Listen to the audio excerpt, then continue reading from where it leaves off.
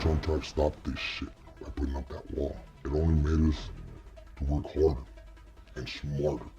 I'll have a border patrol pick up 10 of my people and bring them right here. We don't give a as long as they get their cut. So what are the best ways to smuggle people now in 2025? In the car, but have them as a passenger. Going through Border Patrol. Hell yeah. ¿Puedes describir tu profesión? Narcotraficante, ¿En qué nivel se encuentra usted dentro de su organización? jefe. This is a cartel smuggler. You pop it open, inside the tire walls, that's where you're gonna hide the product. Product can be anything from powder, it can be pills. And so is this guy that deals in meth. I'll start doing it right now. Pull up to the liquor store a little bit. I'll see you in a little bit. Hey, make it 40. And this man right here is the right-hand man of one of the most violent cartel bosses in Tijuana. ¿Cuántos años tienes en tu trabajo? Toda la vida. Today we dive into how the Mexican cartels operate in one of the most profitable parts of their territory, the California border. And as we speak right now, there is a vicious war being fought in Tijuana. A week of attacks across Mexico. Dozens of stores, cars, buses, and trucks set on fire.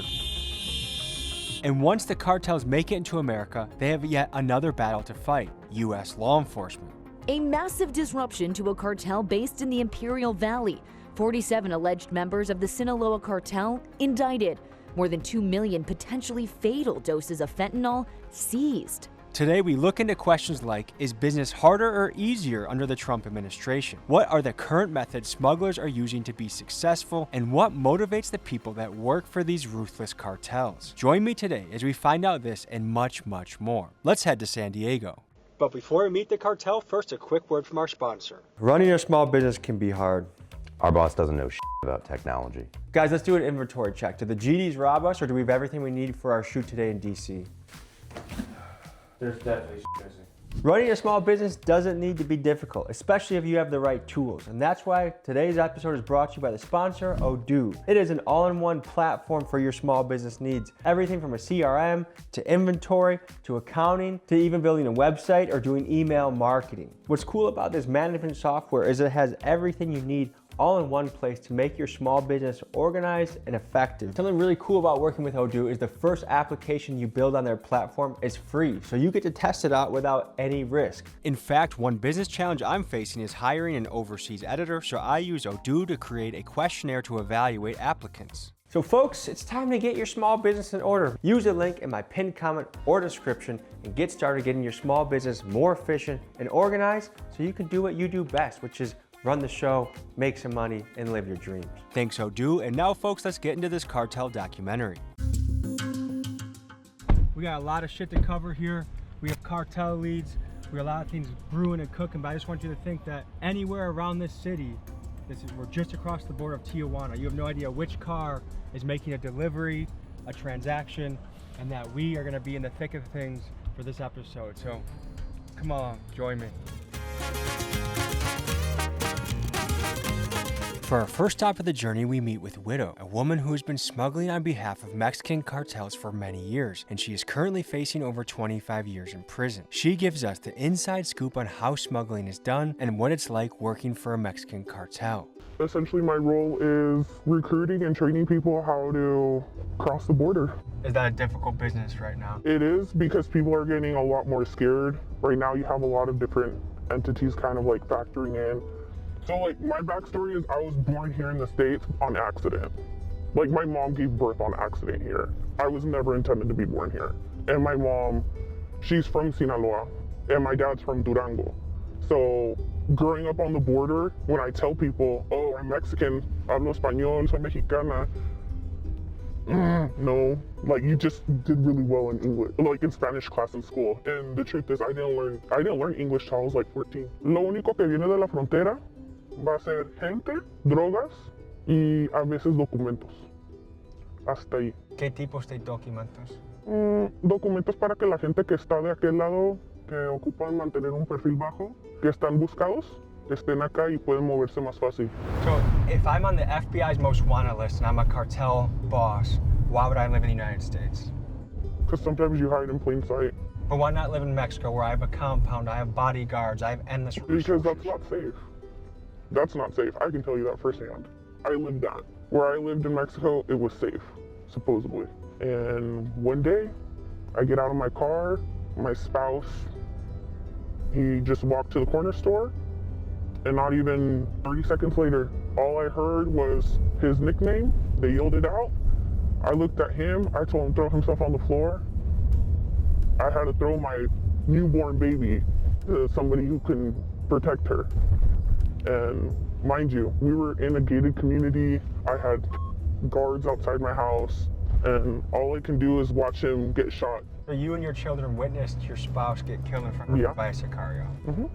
My family is connected to a cartel.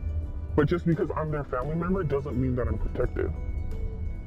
Protection costs money. Protection costs your life, your soul, your entity, everything. How high up in this game would you say you are? High enough that when the last time I got arrested, they literally pulled me over and they said, hey, is your name beep? You're currently fighting a federal case right now. Currently. And how much time are you looking at? We're talking like 25 to 35. It's a risk that everybody takes when you join into this lifestyle. ¿Trabajas para muchas carteles o solamente uno? Para varias personas. Es que puedes trabajar dentro del mismo cartel, pero hay diferentes, lo que le llaman fraccionamientos. Yo he hecho trabajos para carteles de Sinaloa, o sea, lo que son chapitos, o sea, lo que es de los chapitos, es el Mayo. Hace muchos años era la familia Arellano Félix. Can we hear more about the battle waging, particularly in Tijuana, between cartels? Who's taking power? Who's losing power? What's going on? This is Fernando, aka El Bordo. He grew up in Tijuana and San Diego and did freelance smuggling for a few years. He's built a reputation for being heavily tapped into cartel connections, and he gives some insights on the current state of affairs and how things are going down on the border right now. It's very crazy, man, because like there's a whole faction of like the Tijuana cartel, and you hear about like the new generation cartel, but they're also Tijuana-based people, you know, but they're just with another flag. But when you get into the details, like these bosses have known each other for years. There's just words about like they killed each other's brothers and stuff like that. So it's not really something like Sinaloa and against Tijuana because they're different factions. No, it's actually like internal. Is it fair to say that right now in Mexican cartel history, this is a particularly violent and bloody and dangerous time? Yeah, it's worse than ever right now. How would you rate the difference between doing business under Trump versus Biden? Con Biden las cosas sí fueron tantito más relajados.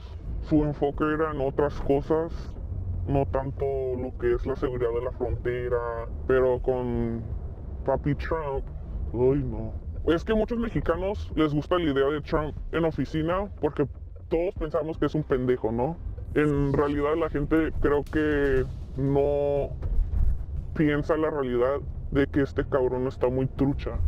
Es bien inteligente y especialmente lo que es lo suyo es el negocio. Es cabrón el güey, bien cabrón. Pero la cosa es que Trump es un racista, no quiere a los mexicanos. Next, we meet with a man who goes by Gordo. He is the right-hand man of one of the most violent Tijuana cartel bosses, and he gives us an insider scoop on current cartel business and politics. ¿Puedes describir tu profesión? Narcotraficante, ¿En qué nivel se encuentra usted dentro de su organización? jefe, ¿Cuántos años tienes en tu trabajo? toda la vida. Mi padre fue traficante. ¿Eres capaz de decir a qué organización perteneces? Creo que quiere decir que sí se puede decir. Vamos al cartel de Tijuana. ¿Cuál es la diferencia de hacer negocios bajo el gobierno de Trump al que estaba Biden? Era más fácil, la frontera estaba más abierta. Bajaron los precios de nuestros productos. El presidente Trump está haciendo las cosas perfectamente. Quiere llevar el país a una mejor economía. Está cerrando las fronteras porque pasó muchas personas que no tenía que pasar con el gobierno de Biden, que pedían Asilo. asilo político. Muchas de las personas que pidieron asilo político, la verdad eran criminales. Ahora con Trump pues van a regresar los precios y Como era antes. como era antes. Entonces va bien la política con Donald Trump. Next, we meet with a man who goes by G70. He's a human smuggler as well as a drug smuggler. We met up with him in a very creepy safe house near the border, and here's how it went. How young were you when you got into this game? I was I was born into this, man. There's no coming out of this no more. Once you go into this game, you're gonna die, or you're gonna go to jail for the rest of your life. And that's my only two options. And I know this. And what makes that worth it? Giving my family a better life. I bought everybody a house, everybody has a car, and everybody has money in their pockets. Even though I might be broke, my whole family is not, because I blessed them. When do you get the blessings of your work? My blessings come when I give it away to my family and the people that I love, and it makes me feel great. How is the business different when Biden was president to Trump now? How has it changed? Biden didn't give a He did not. He was a dumbass, man. He would stand up there and just freeze on the camera and didn't know what to do, and all that shit went for us because he wanted to open the borders, and we needed those borders to stay open. So when the president changed and Donald Trump came into play, he really put his motherfucking foot down on us. And we felt it. We felt it. That we figured it out. We got Mexican cops paid off, and every authority from the border patrol, everybody. I'll have a border patrol pick up 10 of my people and bring them right here. We don't give a f. As long as they get their cut, they will shut the f. If you get a shot out that window, you're gonna see that border. This section right here, it's the outskirts of Playas de Tijuana, and here it's called Soler. A lot of criminal activity happens in this section right over here. It's on the Mexican side. This is the riskiest way to cross into the States from Mexico.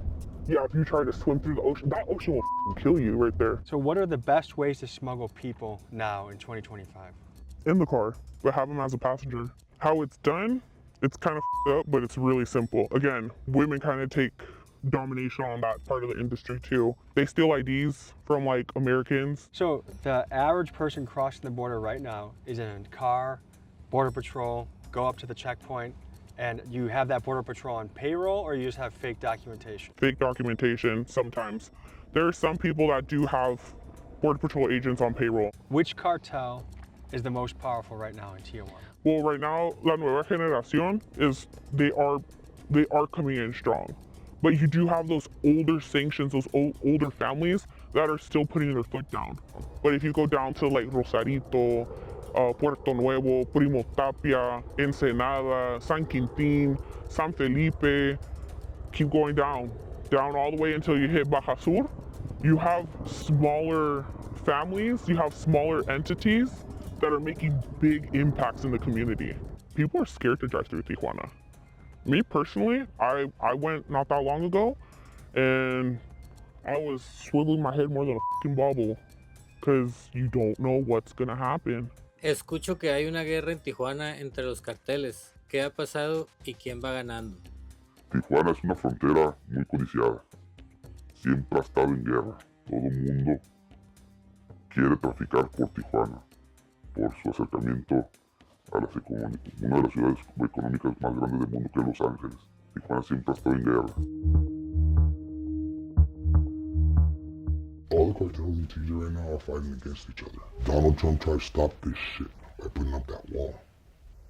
It only made us to work harder and smarter.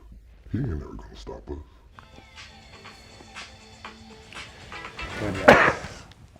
Like that little hoe right there. She's calling me right now asking me if she could cross the border and bring some trucks for me. I told her yeah. I said, oh, when I got time. I'll shove one little tiny ounce of pussy, another ounce of pussy.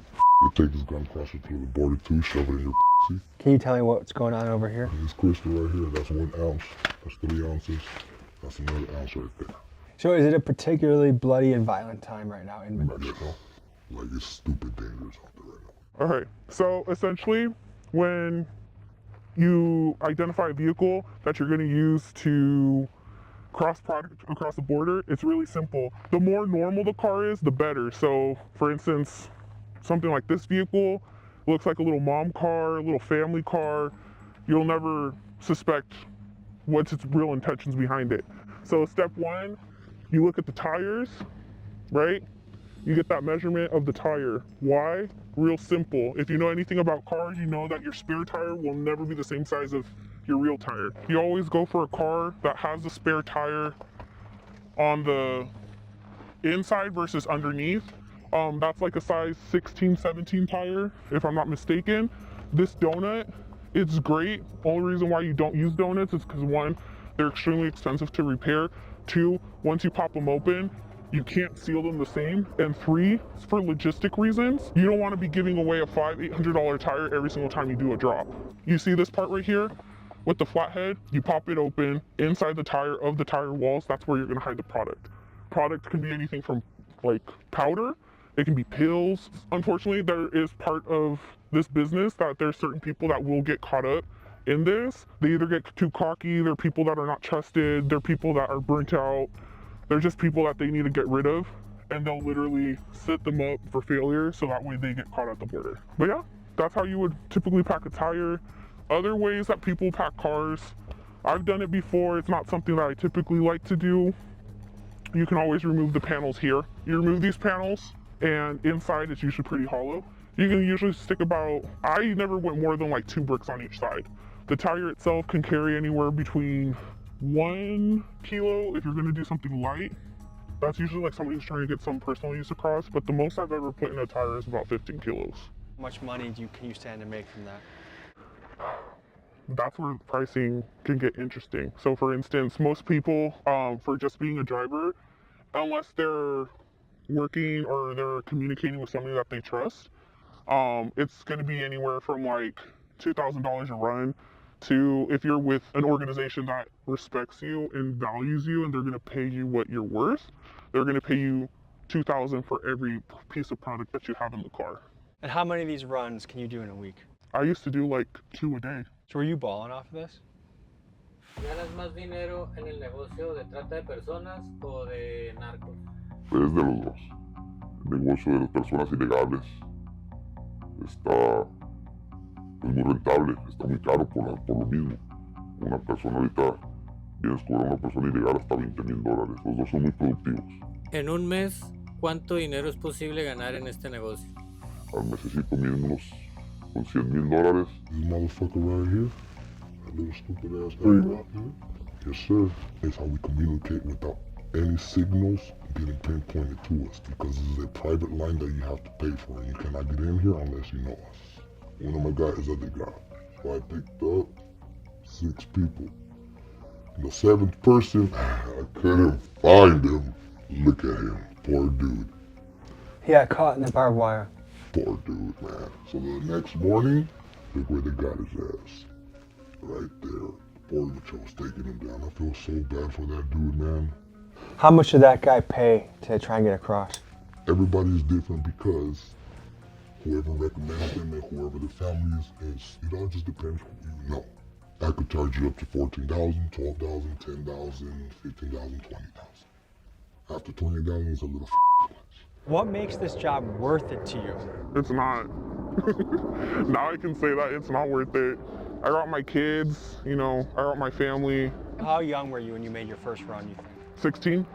I was 16 and I was pregnant with my eldest, and I was scared shitless because my mom had just kicked me out of the house. She told me, hey, like, you wanted to go do adult things, well, now you gotta go live with the man. There's shopping malls over here. Can you just describe the difference between quality of life here in America to just over there, what the difference is? The shopping center that we're at, if there's a homeless person walking around here, they can get a cheeseburger. If they panhandle, like, for a little bit, they can get a cheeseburger and fries.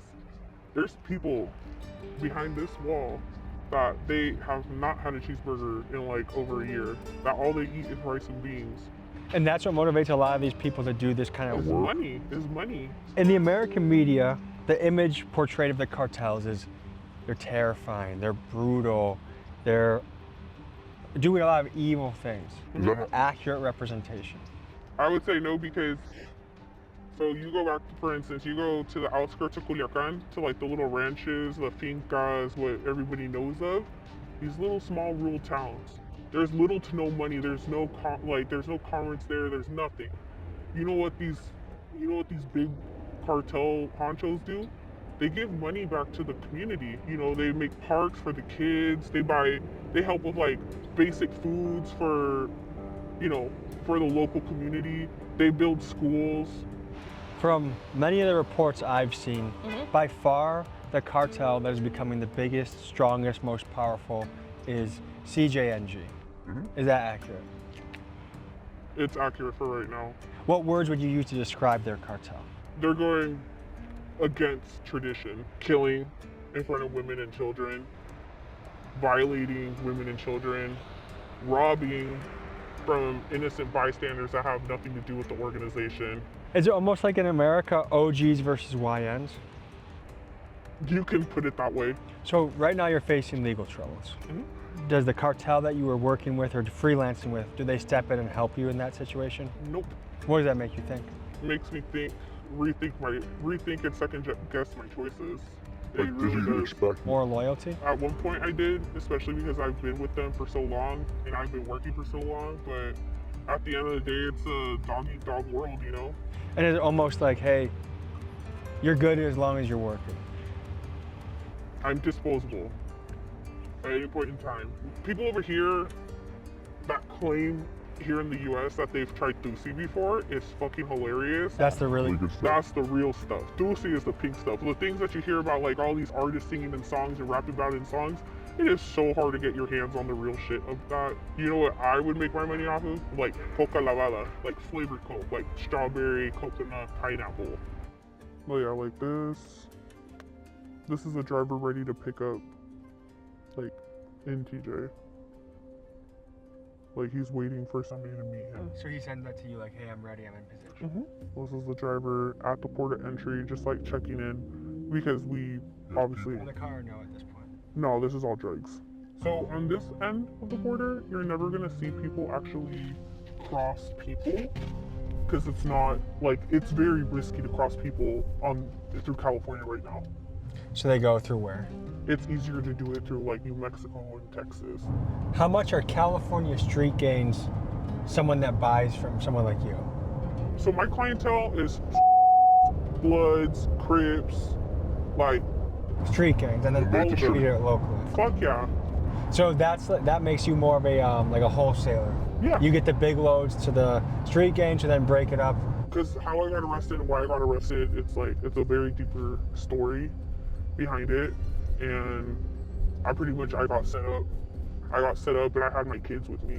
Someone snitched on you? Somebody snitched on me. Somebody told somebody where I was gonna be at, what car I was gonna be in. Is snitching on cartel business a death sentence if they Yes. find out who did it? Yes. Person been dealt with? To my knowledge, that individual has been taken care of.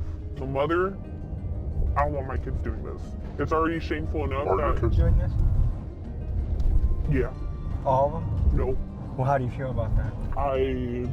When I told my kid that is involved in that, I told him, like, why? You do it. My dad does it. My dad did it. You do it. Okay, good. I'm a great example. Like, you see what the I'm going through. Do you almost feel like you can't tell them not to do it because... I feel like a hypocrite when I tell them not to do it. Yeah, I do. I feel like a hypocrite. What do the cartels think about President Sheinbaum? I guess it's one of the worst things that happened in Mexico. So is she actively trying to shut the cartels down or do anything about the cartel situation? No, I think they're just gaining more power, the government, like the corrupt side. Now they're not only like going against like doing shady stuff to cartels, they do it to regular citizens too. You know, like So the kidnappings citizens and are stuff. upset about so that. it's spreading to like, it's not something like, for instance, you used to have cops that will steal drugs from cartels, you know, and then they'll sell it and stuff. But now they're actually like kidnapping like regular businessmen. ¿Te gusta la presidente Claudia Sheinbaum? ¿Por qué sí o por qué no? A nadie le gusta la presidenta Claudia Sheinbaum porque está llevando el país a un quiebre total. There's conspiracy theorists that wonder if Mossad or any sort of Israeli intelligence agency has a stake in the operations of the Mexican cartels. Do you know if that's at all accurate? I haven't really heard anything specific about it, but Mexico's always been filled with all these intelligence agencies from different parts just because its proximity to the United States. So, I mean, even famous reporters have gotten killed by a lone assassin that was never found, you know, because they started uncovering either CIA stuff or you know, spy agencies from other countries, Israel and Russians and stuff. No te podría decir que trabaja directamente, pero sí exagentes ciertas corporaciones de inteligencia de gobiernos alrededor del mundo vienen y enseñan tácticas de guerra ¿Alguna reflexión final o algo más que te gustaría decir? a los jóvenes, que no porque miren películas de acción, narcotráfico, criminalidad, corridos que ahorita están de moda, que no se metan a este mundo. Es totalmente una mentira. No sabes lo que se batalla, lo que te quebra mentalmente, el estrés. Siga por un camino bueno el deporte, el estudio, el emprendimiento. Aquí hay de dos, como dicen, cárcel o la muerte. Y para allá vemos. Hay muchas personas que sí se salen. Es muy difícil ya cuando estás en un nivel alto. Entonces, que le echen ganas. There's two choices, death or prison for the rest of your life. And if you're willing to do one of those eventually, then come on over. I suggest people stay away from this life. I wouldn't wish this upon no one. Folks, thank you for joining me on this episode. If you are in Jalisco or maybe Sinaloa, Plaza Boss, or above, and you want to take me deeper into the cartel world, email me at TommyGMcGee123@gmail.com. And if you like this video, I think you'll like this one too. Thank you. See you next week.